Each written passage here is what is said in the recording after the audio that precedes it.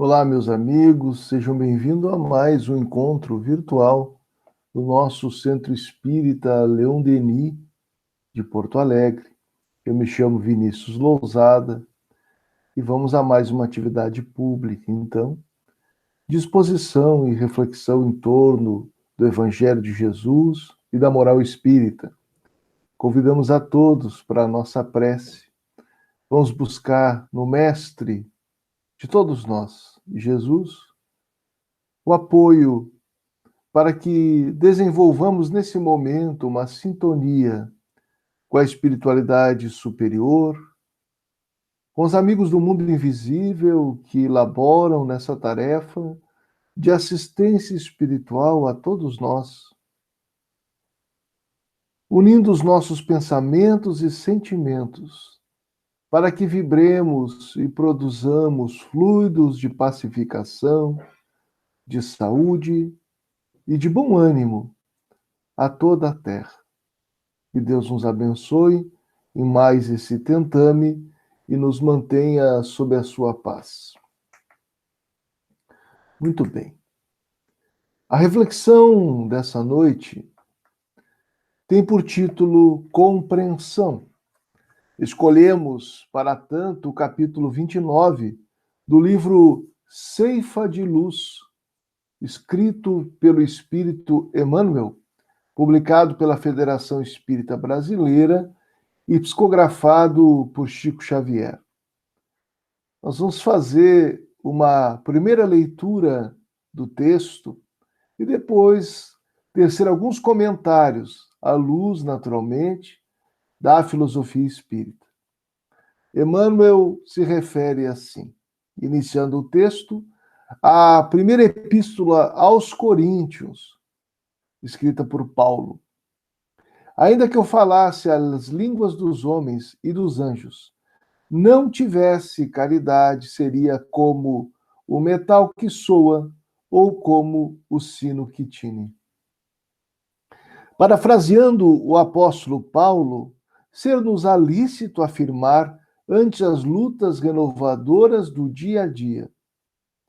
Se falo nos variados idiomas do mundo e até mesmo na linguagem do plano espiritual, a fim de comunicar-me com os irmãos da terra, e não tiver compreensão dos meus semelhantes, serei qual gongo que soa vazio ou qual martelo que bate inutilmente. Faremos a reflexão a partir desse tópico. Vejamos que Emmanuel já faz uma leitura objetiva do que está ensinando o apóstolo Paulo nessa belíssima carta aos Coríntios, referindo-se ao amor ou à caridade.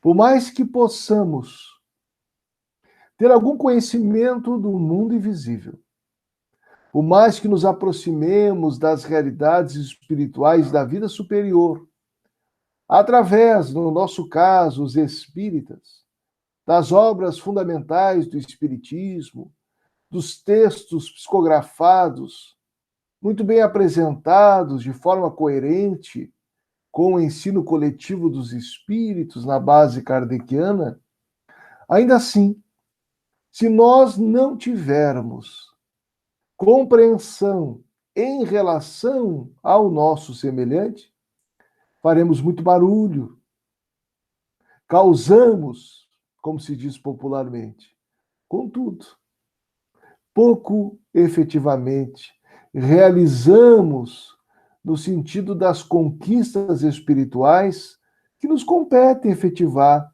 na presente reencarnação.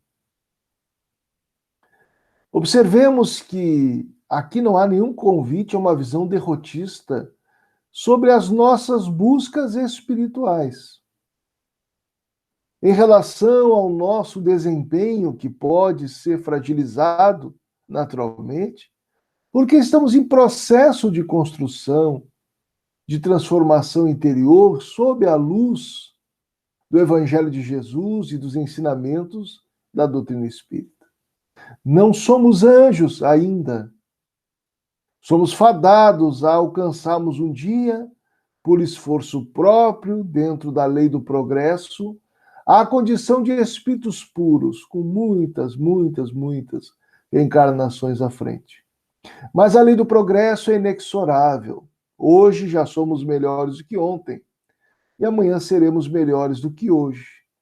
Mas necessitamos desenvolver a nossa evolução de forma consciente, buscando coerência na nossa conduta, na nossa própria intimidade, no que diz respeito à nossa natureza moral, com o que nos ensina o Evangelho de Jesus e a doutrina espírita como revelações da lei divina. Por isso que o Espiritismo é uma doutrina de raciocínio e convida a cada um a refletir sobre a própria conduta, na medida que compreenda os postulados da doutrina que abraça, a fim de atualizar-se moralmente, a fim de ajustar-se ao plano de Deus para si próprio, que não é outro senão o nosso avanço do ponto de vista intelectual e também do ponto de vista moral. Cada qual de nós precisa prestar atenção nessas coisas, para que a doutrina espírita não seja letra morta em nossa vida. Precisamos colocar-nos na condição de aprendizes e dispor-nos paulatinamente, com coragem, à transformação interior, que é a própria essência do convite que o Evangelho de Jesus nos faz, aclarado pelo pensamento de Allan Kardec. Se cobrir-me, diz Emmanuel, de dons espirituais e adquirir fé a ponto de transplantar montanhas e não tiver compreensão das necessidades do próximo, nada sou. De nada serviria à criatura, na visão de Emmanuel, o desenvolvimento dos dons espirituais, a faculdade medianímica, a intuição, as capacidades que somos portadores de conexão com o mais além. E de nada serviria a fé enquanto conhecimento sobre essas realidades se o postulante à própria espiritualização não esforçar-se no entendimento das necessidades do próximo. Qual será a canalização dada à mediunidade daquele que não compreende as dores humanas, que é indiferente, que não se dá conta de que serviço cabe-lhe cumprir ante o sofrimento da coletividade, ante as horas de dores superlativas como essas que nós vivemos? Qual será a contribuição daquele que, sendo portador de dotes espirituais, de dons que recebeu a partir de um processo educativo em várias vidas, e que se torna capaz, nesse momento, de captar a realidade do invisível? Qual a serventia disso, se ele não colocar a serviço das necessidades da coletividade humana a partir dos mais próximos, ou do próximo, que não necessariamente precisa ser alguém que conviva conosco? Aliás, o Evangelho não chancela visões exclusivistas da beneficência. O espírita não aprende a ajudar somente espíritas. O cristão não deverá ser solidário somente com cristãos. A proposta de Jesus transcende as mesquinharias humanas e nos convoca à fraternidade universal. Daí cabe nos perguntar: de que adiantaria o dom da mediunidade se a indiferença me cega a compreensão ante as dores do mundo. Por certo, o portador da mediunidade egoísta naturalmente associar-se-á com espíritos da mesma qualidade. E, por certo, nada de bom produzirá na direção das necessidades do seu irmão, da sua irmã. Segue o benfeitor.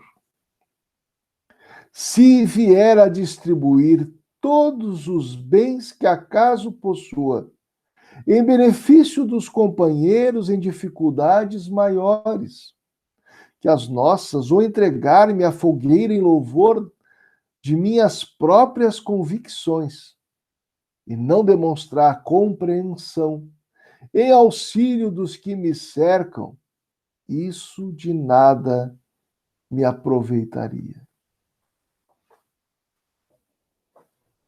As expressões são fortes, são didáticas também. Emmanuel, falando aqui da caridade material, quando desassociada de um sentimento de legítima caridade para com todos. Do que adiantaria alguém distribuir todos os dias mantimentos, agasalhos, obra benéfica, evidentemente, para quem precisa. Mas de que serve fazer tudo isso e ser contra o seu irmão? De que adianta ser caridoso e ter uma visão egoísta sobre a vida? De que serve conduzir a sopa a quem tem fome, se eu não me esforço para transformar a esmola em trabalho? Se não ajo de modo que a sociedade em que vivemos seja efetivamente mais fraterna, com oportunidade de crescimento para todos e todas? Será que faz sentido eu doar mantimentos e não cumprimentar o porteiro do meu prédio?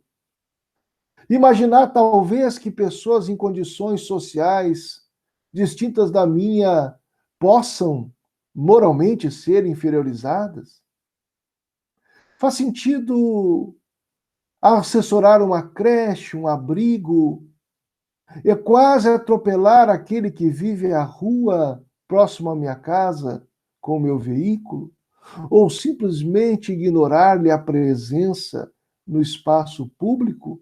Ou ainda querer que ele desapareça como se fizesse sentido à luz do Evangelho? Qualquer postura de higienização social que mais revela um materialismo escondido em nosso próprio egoísmo. Ser cristão, ser espírita, exige atitude coerente com aquilo que nós abraçamos, entre erros e acertos, porque nós não somos perfeitos. Mas não dá para ser solidário e cultivar preconceitos,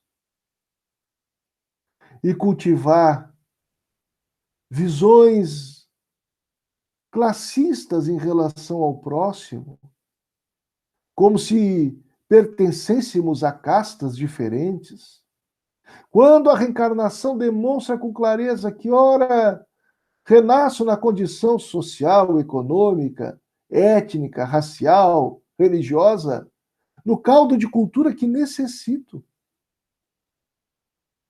E que as fragilidades expostas do meu irmão, assim como seus infortúnios ocultos, são-me campo de serviço para efetivar como cristão e espírita o reino de Deus na terra, que quer dizer estruturar as bases na vida social coletiva da fraternidade que será segundo os espíritos, ainda que alguém possa não querer, a base de uma ordem social distinta daquela estabelecida na cultura materialista, orientada por diretrizes egóicas e indiferentes ao sofrimento humano e ao sofrimento, inclusive, dos outros seres da criação.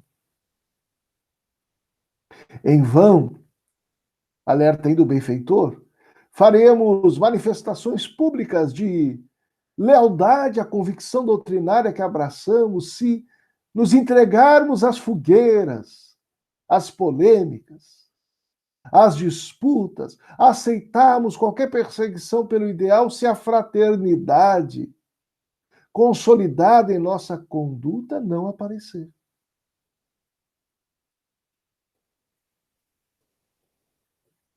Não faz sentido ser cristão sem Cristo.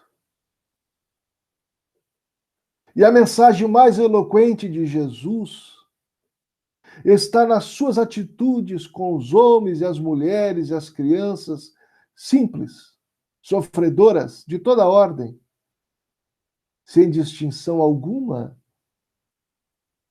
mas um olhar profundo e amoroso sobre todos aqueles que em sofrimento necessitavam da sua compaixão. A caridade não é outra coisa, senão esse movimento em prol da libertação do sofrimento. Uma libertação que nós não podemos promover pelo outro, mas podemos apoiá-lo. Assim como nós gostaríamos que nos apoiassem em circunstâncias adversas, morais ou materiais.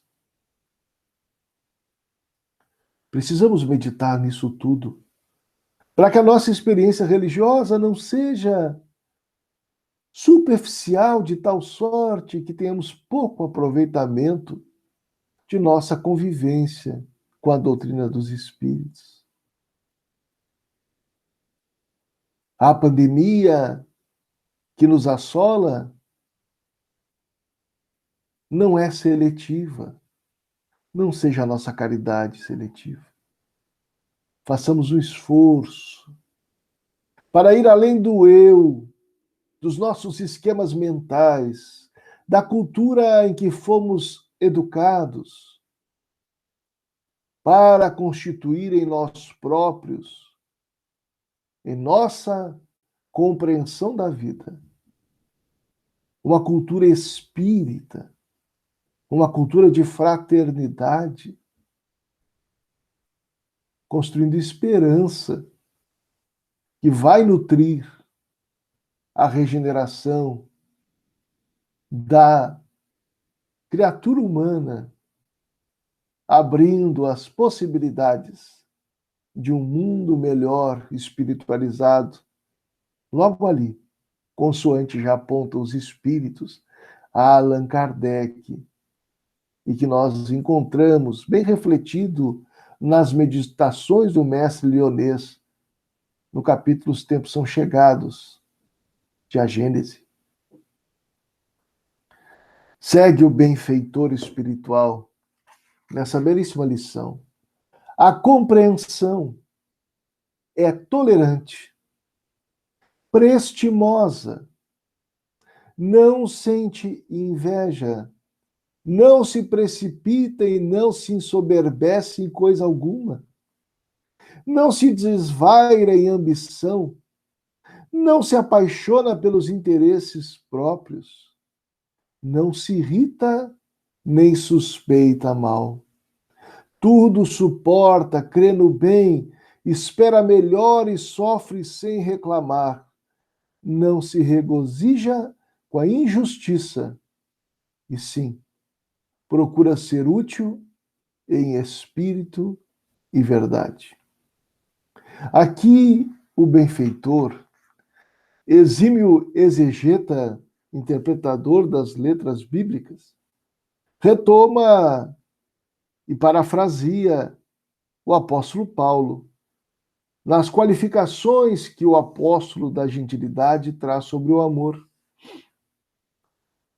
O que ele nos convida aqui é a caridade da compreensão, que é tolerante, com as limitações alheias, é indulgente, portanto.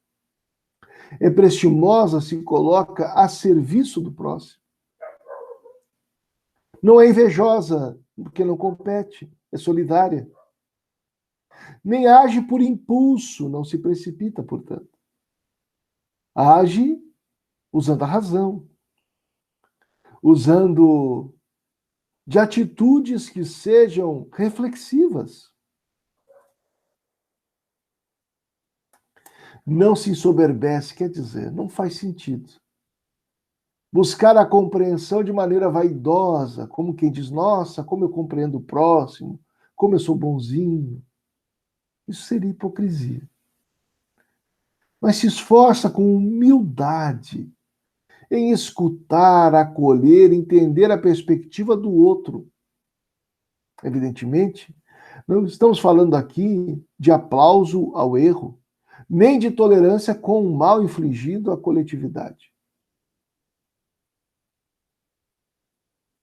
Nós temos que ter coerência, se ensina ou não.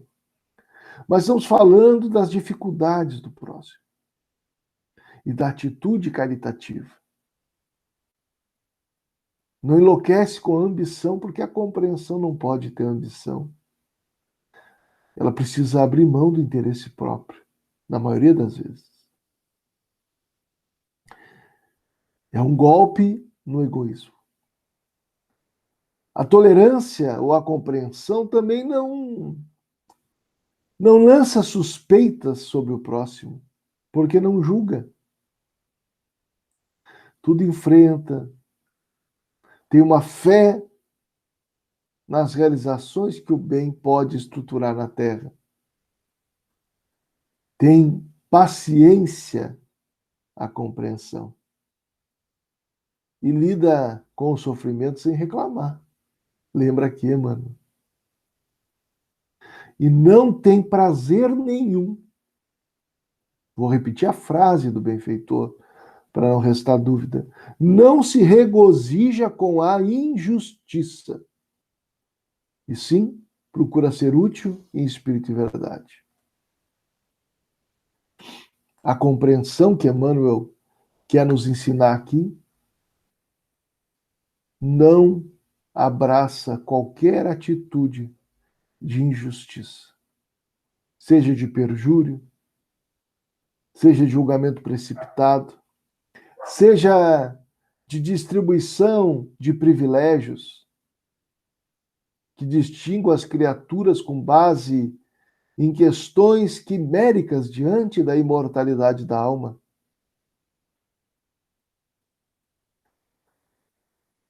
A compreensão busca a justiça como virtude. E justiça é, no mínimo, querer para o outro o que eu quero para mim, como ensinou Jesus na regra áurea. Emmanuel encerra a lição com mais um parágrafo magistral. De todas as virtudes, permanecem por maiores a fé, a esperança e a caridade. E a caridade, evidentemente, é a maior de todas, entretanto, urge observar que, se fora da caridade não há salvação, sem compreensão, a caridade falha, sempre em seus propósitos, sem completar-se para ninguém. Sem compreensão não há caridade. O sociólogo centenário, inclusive, Edgar Morin, numa obra Ensinar a Viver, Manifesto para Mudar a Educação, escreve sobre, entre outros temas, a compreensão humana. É um dos capítulos desta obra em que ele reflete sobre a compreensão intelectual, a compreensão humana, traduz ali a sua compreensão sobre o que é fundamental, a compreensão. Mas eu gostaria de referir 2 parágrafos dessa obra em que ele vai dizer: a compreensão mútua entre os seres humanos, tanto próximos como distantes, é vital para que as relações humanas saiam de seu estado de barbárie.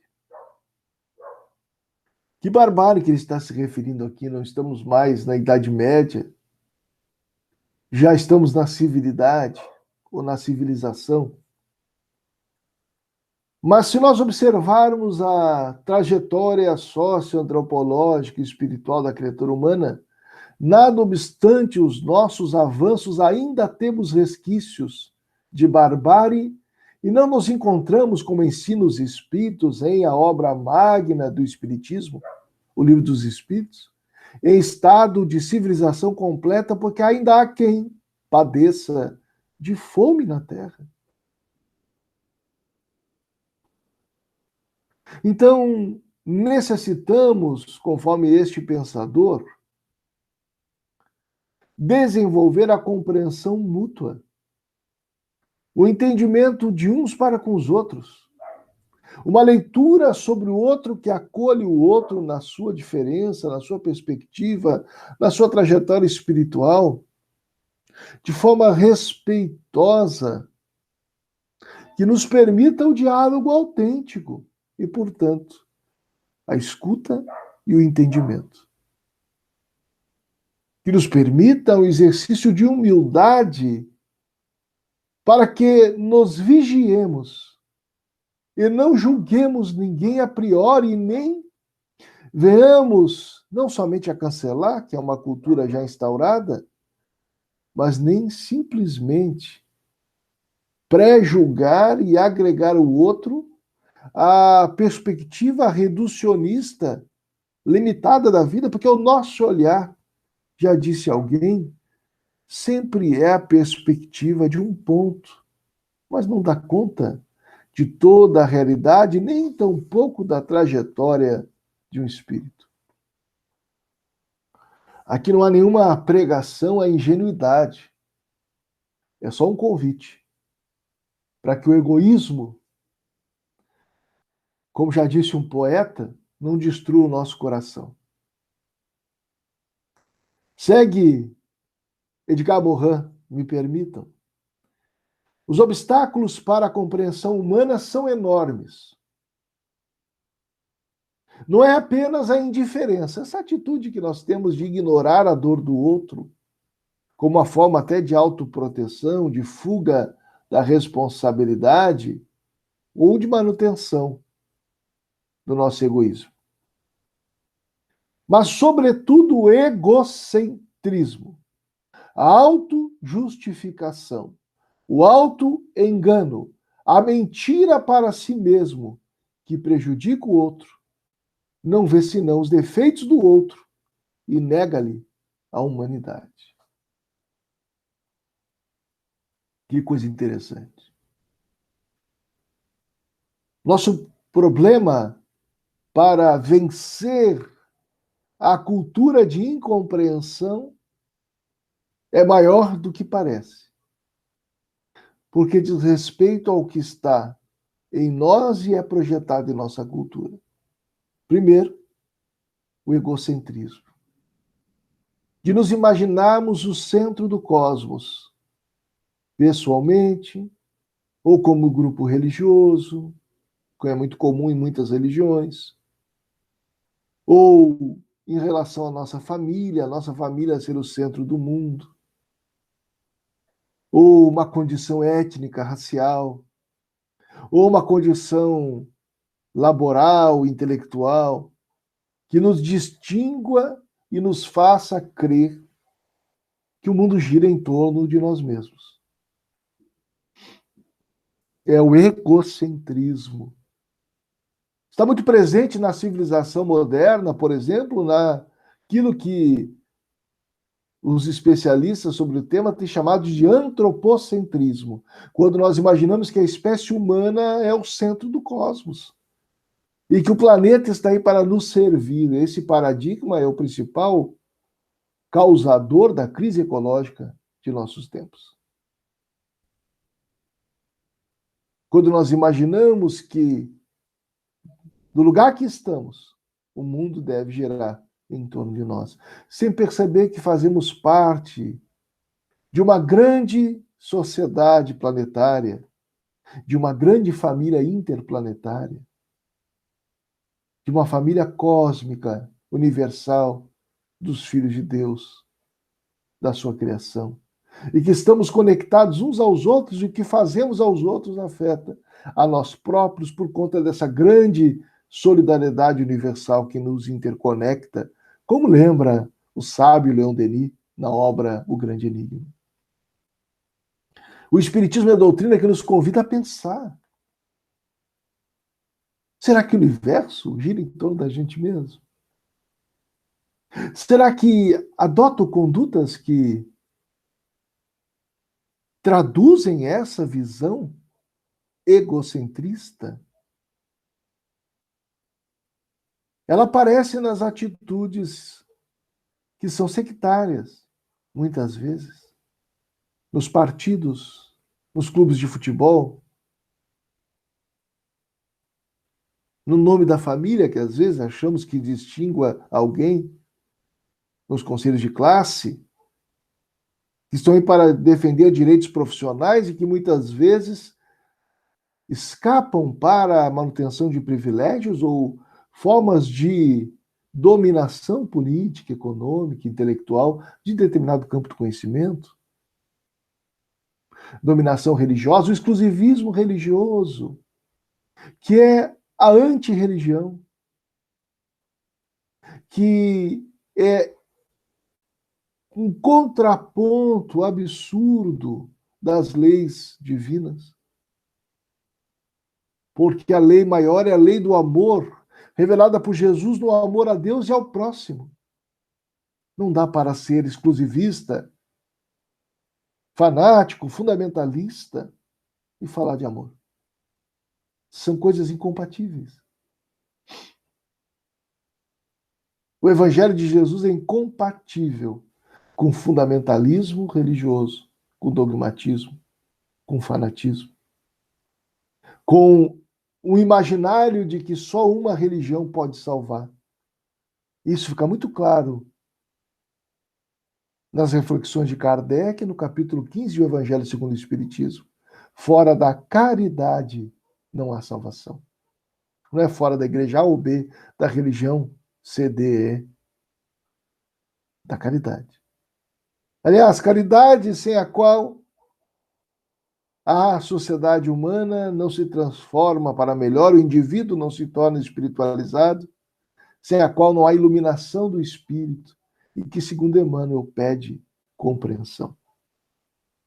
A autojustificação são aqueles recursos que nós encontramos intelectuais, falaciosos, de justificar condutas egocêntricas. No mérito, na sorte, tributamos à vontade de Deus o sofrimento de uns e a alegria de outros, como se Deus fosse tão mesquinho quanto nós outros. Temos aí o auto-engano, ou seja, a percepção equivocada da realidade que passamos a adotar como verdade e que vamos enganando a nós próprios com base em visões falsas, limitadas, incapazes de serem desfeitas pela boa crítica por conta do nosso fanatismo.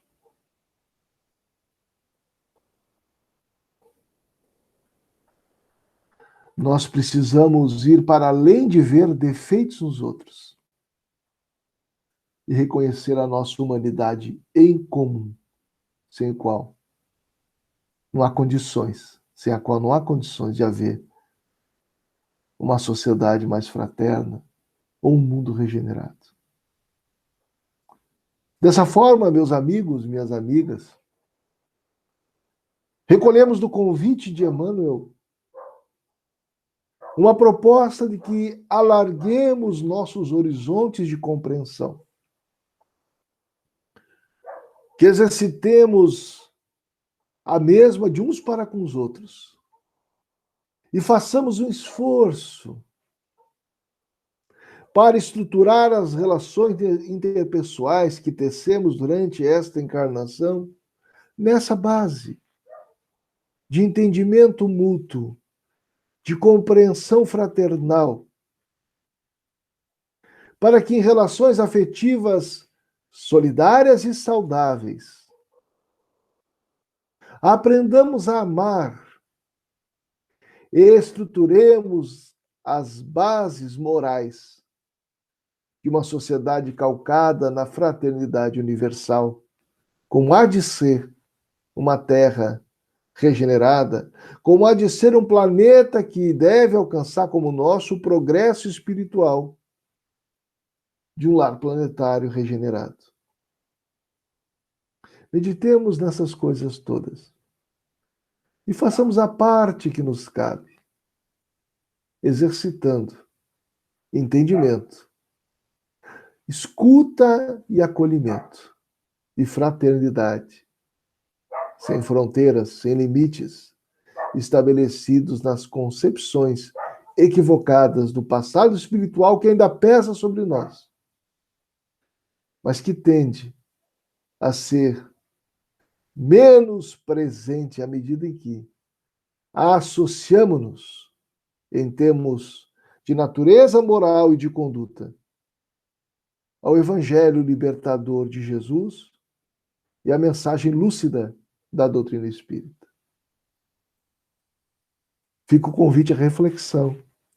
Vamos à nossa prece e, a partir dela, encerramos os trabalhos desse momento.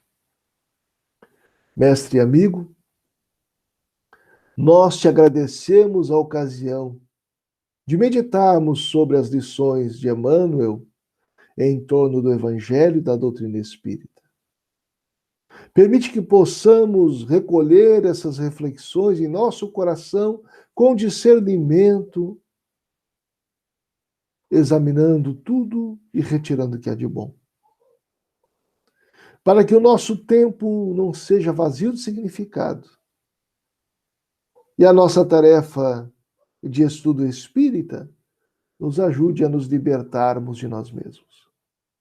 Que a tua paz permaneça conosco e que tu possas envolver o lar de todos os companheiros em vibrações de paz e de alegria. Até a próxima, meus amigos. Que Deus nos abençoe e nos conceda sempre a sua paz.